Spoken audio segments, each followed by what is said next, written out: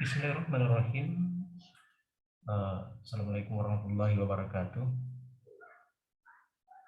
Yang pertama, ketika kita ingin login di aplikasi Sispena, silakan kita isi browser di atas, yakni bansm.kemdikbud.go.id/sispena 2020/login. Setelah itu kita masukkan username-nya itu adalah password ya, dengan username-nya itu menggunakan NPSN. Kemudian kita klik sign in. Setelah itu maka akan muncul seperti ini tampilannya, Pak Ibu. Maka yang akan muncul ini adalah yang pertama hasil perpanjangan otomatis, kemudian ada sertifikat, ada ajuan reakreditasi. Yang pertama yang kita lakukan adalah mengklik ajuan reakreditasi. Nah, pengajuan reakreditasi itu terdiri atas 3 file yang akan diunggah, yakni surat pengajuan, kemudian izin operasional, kemudian sertifikat terakhir, kemudian ada 2 isian, yakni nomor nama kepala sekolah serta nomor WhatsApp yang bisa dihubungi nantinya. Nah, surat pengajuannya itu seperti ini. Jadi sekolah yang menyurat untuk bermohon kepada Badan Akreditasi Provinsi Sulawesi Barat untuk diakreditasi pada tahun 2020. Kemudian setelah itu mengunggah izin operasional. Nah, izin operasional ini berupa adalah surat keputusan dari Kepala Dinas Pendidikan Kabupaten atau Provinsi mengenai masalah izin operasional sekolah tersebut. Jika sudah tidak ada surat izinnya, maka boleh meminta surat keterangan dari Dinas Pendidikan terkait. Kemudian yang ketiga adalah kita mengunggah sertifikat terakhirnya. Nah, seperti ini kita unggah sertifikat terakhirnya. Jika sudah, maka setelah lengkap seperti ini, kita kemudian kirim. Setelah kirim, nah kita ada 2 menu di sini, ada menu dashboard dan ada data isian akreditasi. Setelah itu kita masuk di data isian akreditasinya. Data isian akreditasinya ini adalah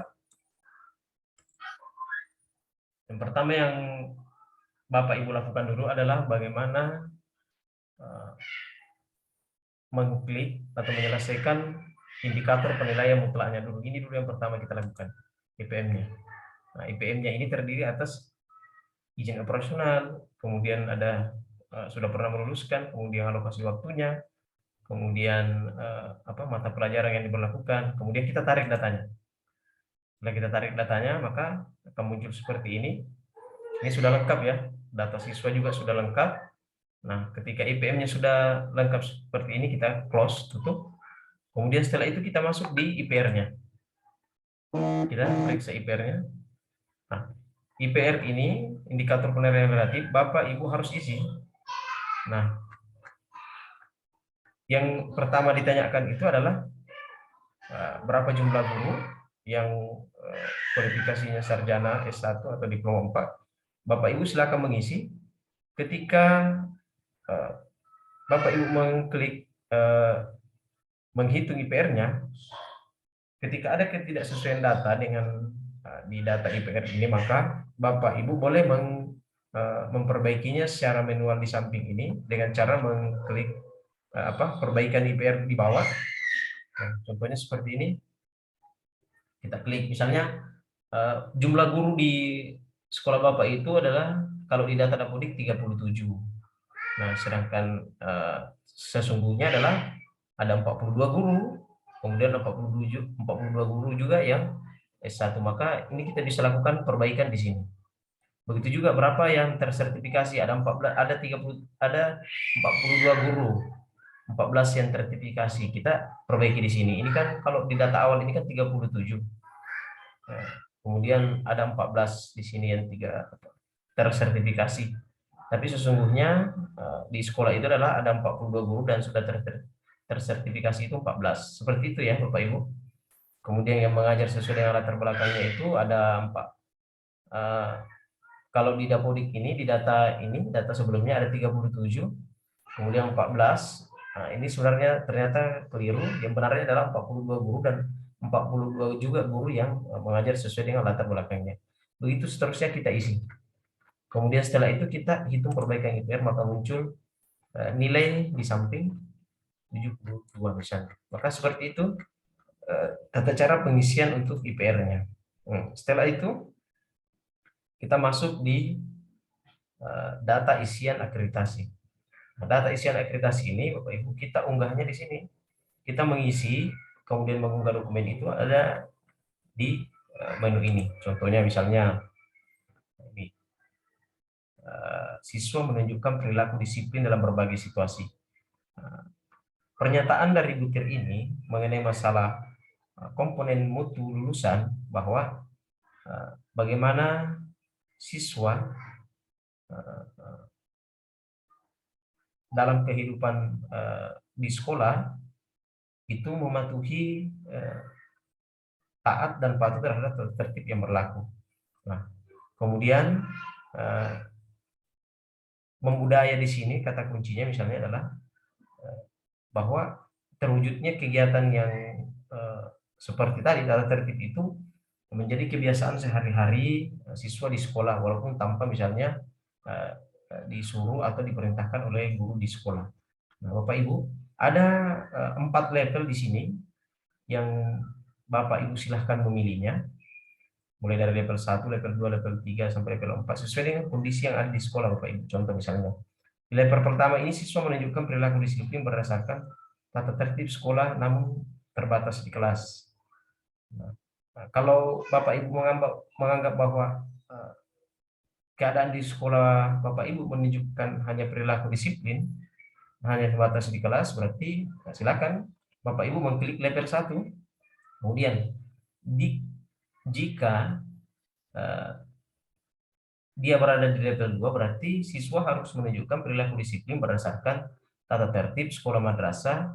Nah, misalnya dia hanya di sekolah. Kemudian yang ketiga, siswa menunjukkan perilaku disiplin berdasarkan tata tertib sekolah dan mendapat pengakuan atas prestasi disiplin. Pengakuan yang dimaksud di sini adalah sekolah madrasah sendiri yang memberikan ketika ada siswa yang secara konsisten tidak melanggar tata tertib, maka setidaknya ada penghargaan dari sekolah atau pengakuan bahwa siswa tersebut adalah siswa yang taat dan patuh terhadap tata tertib yang ada di sekolah.